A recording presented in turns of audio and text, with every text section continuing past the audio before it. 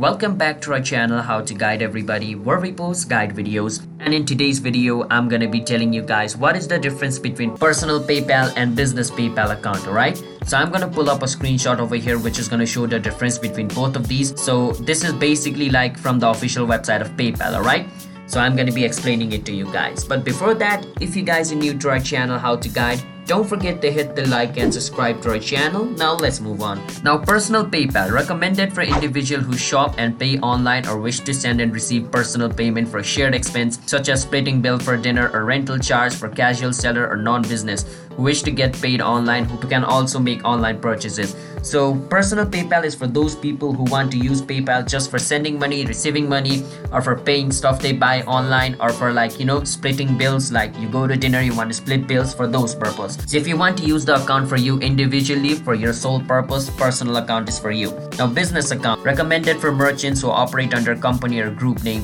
Now, if you want a same PayPal account to be used by hundreds of people or your 50 employees, then you need to have a business account. With business account, basically 100 of people can use your PayPal account at the same time, but with personal it's not gonna work. For business account, 100 of people can log into the same account at the same time and do all the transaction. All right, and it offers additional features such as allowing up to 200 employees limited access to your account. As I said, 200 employee can use it at the same time, and customer service email allies for customer issue to be rerouted for faster follow-up, which means customer have any complaint, they can complain and the email is going to be sent to your PayPal. They can also do that. And remember, just because business account has more feature doesn't mean it's good than personal account, because there are some fees which is more in business account, so you need to understand as well. All right, personal account has less fee than business account. So yeah, those are the difference between personal and business account. Hope you understand.